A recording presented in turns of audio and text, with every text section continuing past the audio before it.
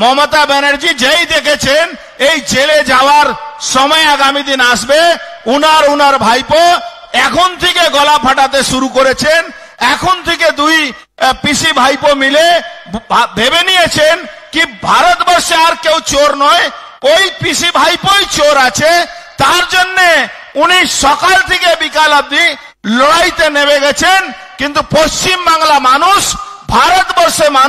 ভারতবর্ষে যে কোনো জায়গা আপনি যাবেন, একটাই কথা, যখন চোর ডাকাত রাজনী লুট খুনি সাধারণ মানুষের উপরে অত্যাচার করা, যদি কারো নাম প্রশ্ন করেন, যদি কোন পরীক্ষায় যদি ভারতবর্ষে কোন নেতা সব থেকে বেশি চুরি করেছে, কোন পার্টি সব থেকে বেশি চুরি করেছে, এই প্রশ্ন করলে ভারতবর্ষে 1 লাখ বাচ্চার মধ্যে 99,000 বাচ্চারা একটাই উত্তর দেবে, পশ্চিম বাংলার মুখ্যমন্ত্রী মমতা ব্যানার্জি চোর, পুরো পরিবারটা চোর।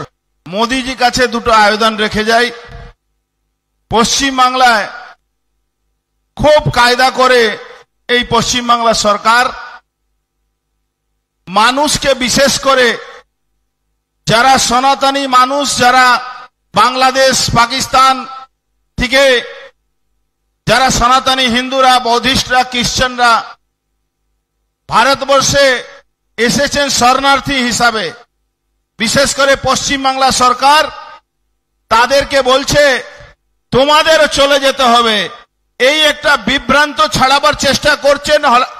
যথেচ মমতা ব্যানার্জিকে সবাই জানেন উনি মিথ্যা কথা বলেন, মিথ্যাশ্রী উনাকে উপাধি আমরা দেব আগামী দিন।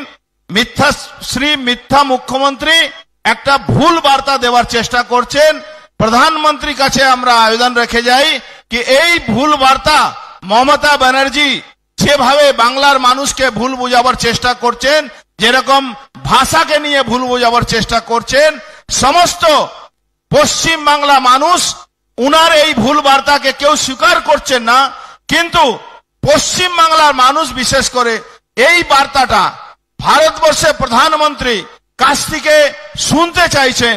কেন যেভাবে বিভ্রান্ত ছড়াবার মমতা ব্যানার্জি সরকার, মমতা ব্যানার্জি দল চেষ্টা করছে পশ্চিম বাংলা মানুষকে, সেটা একটা গভীর সমস্যা আগামী দিন আনতে পারেন।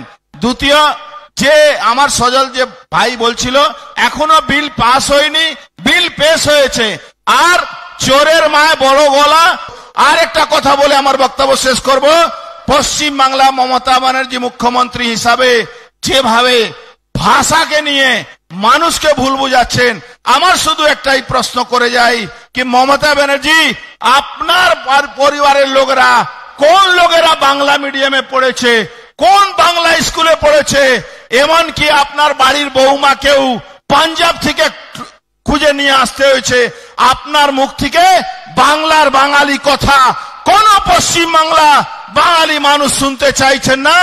আগামী দিন লড়াই হবে 26-এ, পশ্চিম বাংলা সনাতনী হিন্দুদের জন্য শেষ লড়াই আছে। এই লড়াইটাকে কোনোভাবে ছাড়া যাবে না। এই লড়াইতে মমতা ব্যানার্জি বিরুদ্ধে সমস্ত শক্তি লাগিয়ে আমাদের এই লড়াই সনাতনী হিন্দুদেরকে বাঁচাবার জন্য লড়তে হবে।